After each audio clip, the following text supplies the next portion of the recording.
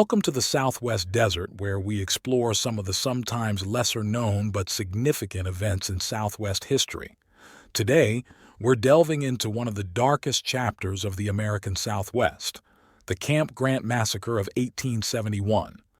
Our story takes place in the Arizona Territory, a land that had recently been acquired from Mexico. It's a tale of misunderstanding, prejudice, and ultimately, tragedy. At the center of this story are the Aravaipa Apache. The Aravaipa were known as one of the most peaceful Apache groups. Unlike their northern neighbors, the Pinal Apache, who often raided Mexican settlements, the Aravaipa were content with farming and hunting. They lived along the Little Running Water, now known as Aravaipa Creek, where they cultivated crops and lived in relative harmony with the land. Our story begins just before the arrival of white settlers in the area. It was during the time when the saguaro fruit was ripening, a significant season for the Apache. 3 Aravaipa women were gathering willow for baskets in the river bottoms when they encountered a group of Mexicans from Janos, Sonora.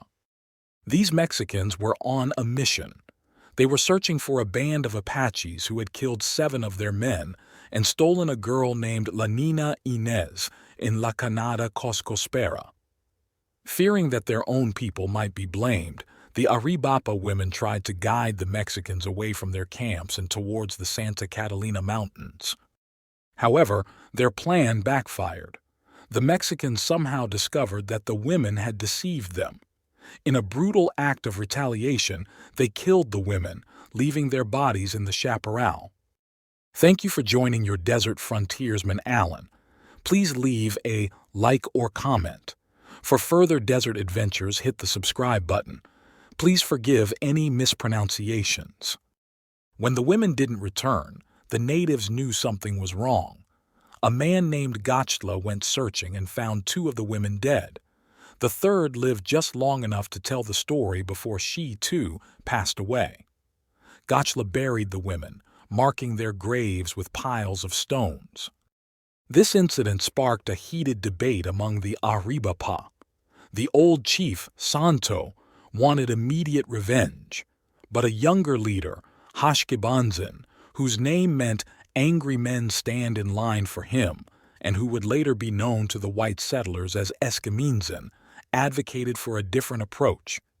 He suggested they leave their homes by the Little Running Water and move to the Santa Teresa Mountains, from where they could plan their revenge. Sadly, they left their ripening crops behind, trekking eastward through Aravaipa Canyon to the Santa Teresa Mountains. Little did they know that this decision would set in motion a chain of events leading to tragedy. Soon after their departure, white soldiers arrived in the area. News reached the Aravaipa in their mountain refuge that the white chief, or Nantan, wanted to hold a peace council near the present-day Loma Vista Ranch by the Canada del Oro. Hashkibanzin convinced the reluctant old chief Santo to attend this council.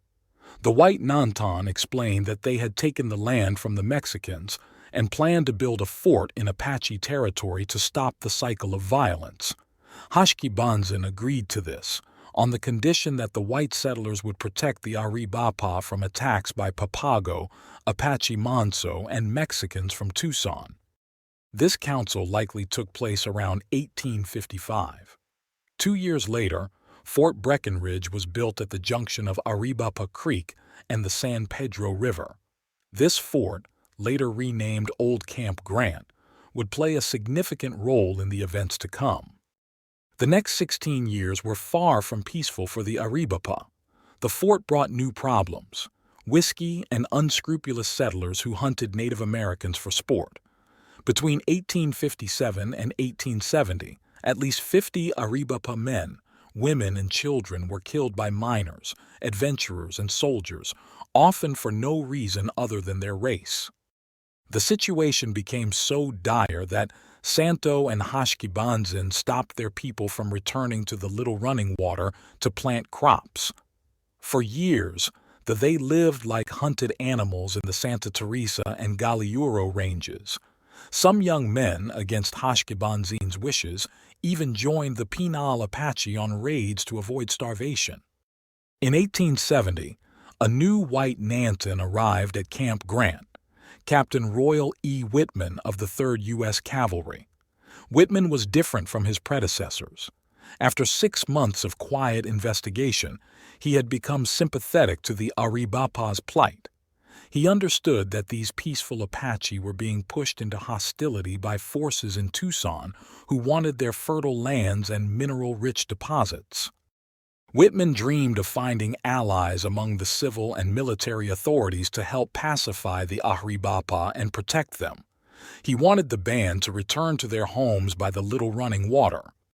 4 months after Whitman's arrival, the Aravaipa sent 5 old women, including Hashkibanzin's mother, to Camp Grant to ask for peace.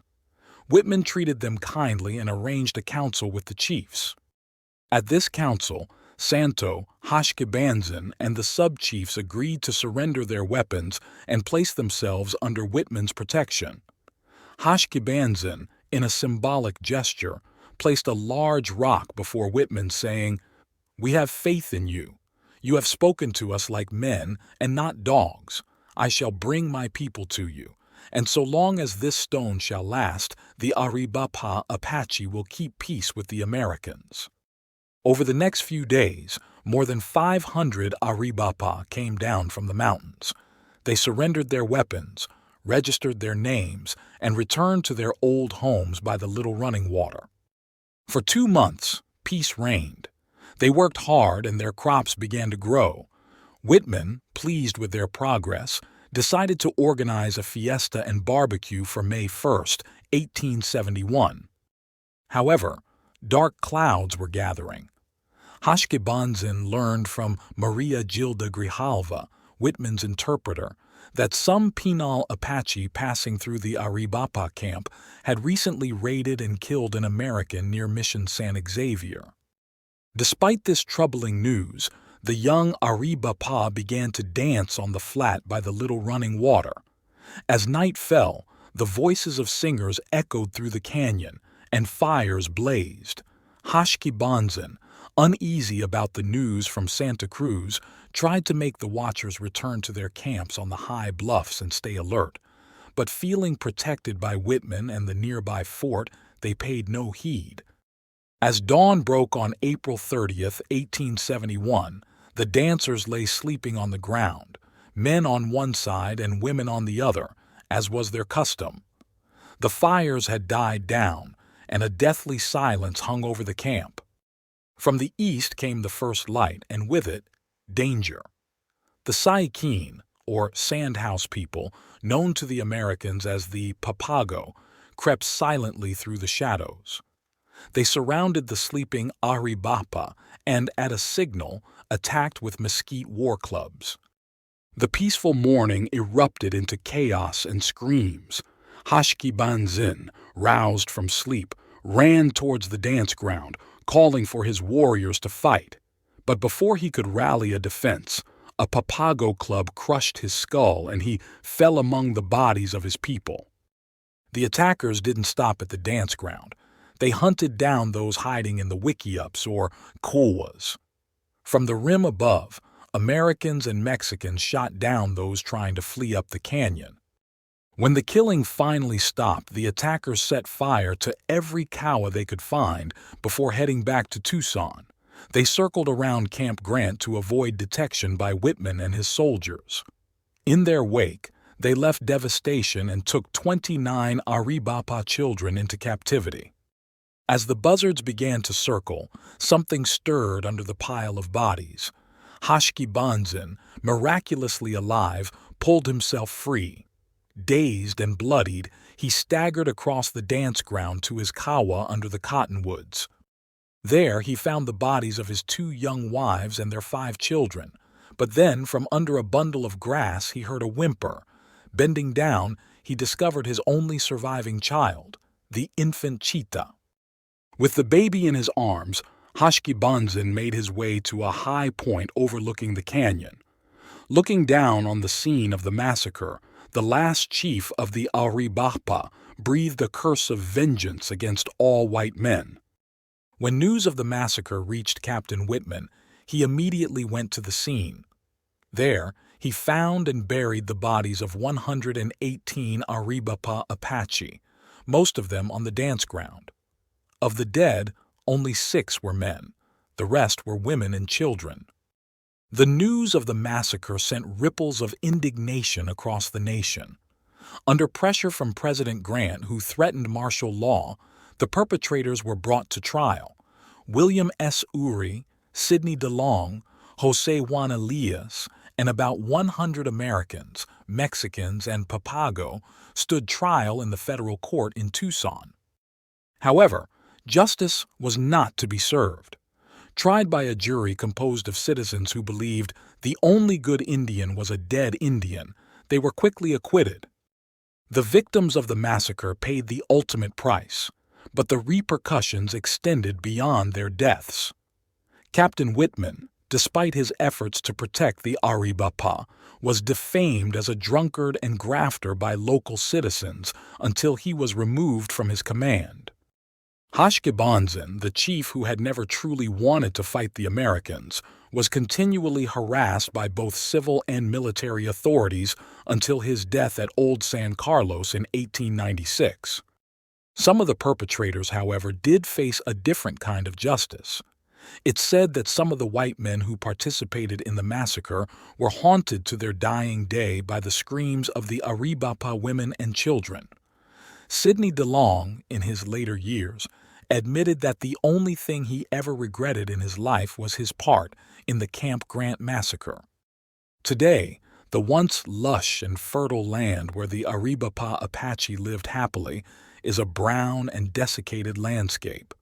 The little running water no longer runs, and failed ranch houses stand as silent witnesses to those who tried and failed to cultivate this blood-soaked ground. On a small mesa above these fields, piles of stones mark the graves of the Aravaipa. Some say the land is cursed, forever haunted by the ghosts of those who died in the massacre of the Little Running Water. The Camp Grant Massacre stands as a stark reminder of one of the darkest chapters in American history. It's a tale of misunderstanding, fear, and the tragic consequences of unchecked prejudice and violence. As we reflect on this history, we're reminded of the importance of understanding, empathy, and the constant vigilance required to prevent such atrocities from happening again.